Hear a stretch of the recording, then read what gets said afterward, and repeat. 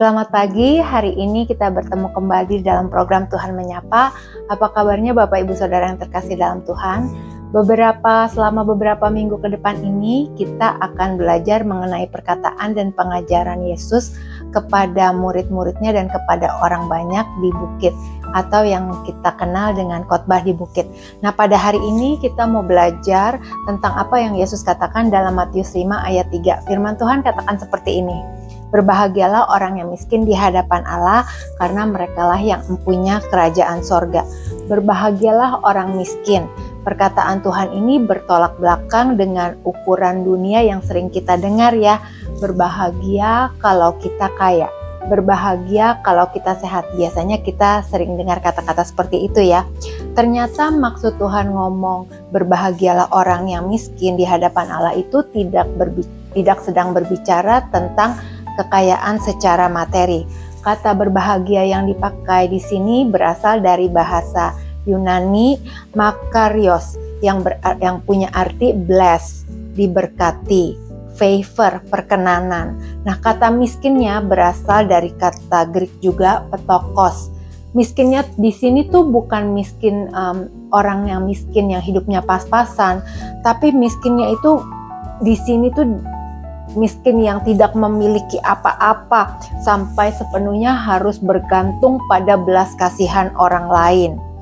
Jadi yang dimaksud Tuhan di sini miskin adalah poor in spirit, sikap hati yang miskin secara rohani, mengakui kalau kita hanya bergantung kepada Tuhan, mengakui kalau kita ini orang berdosa dan kita ini perlu pengampunan Tuhan, sikap hati kita yang rendah hati.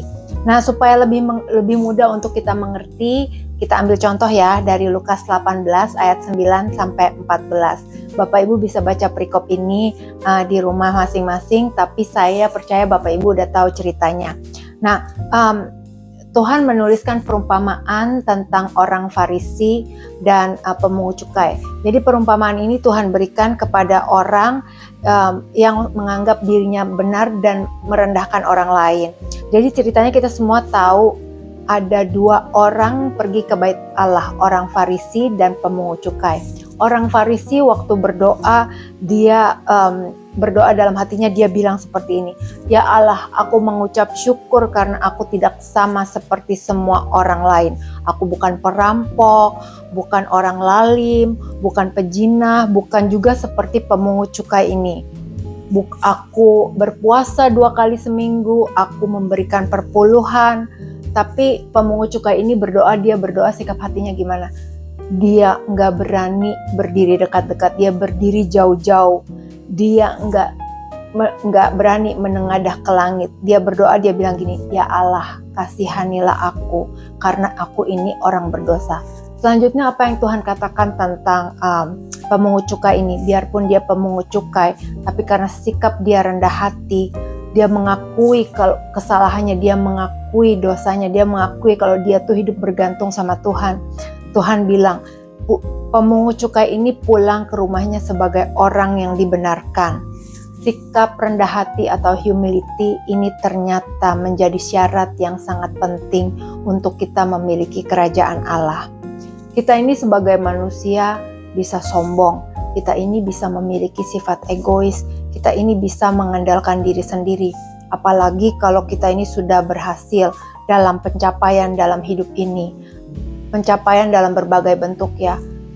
Kita sudah berhasil punya pencapaian besar dalam karir kita, dalam studi kita, mungkin dalam rumah tangga kita. Tapi hari ini firman Tuhan ini mau ngajar kita untuk mengoreksi diri kita, ngajar kita untuk mengoreksi hati kita.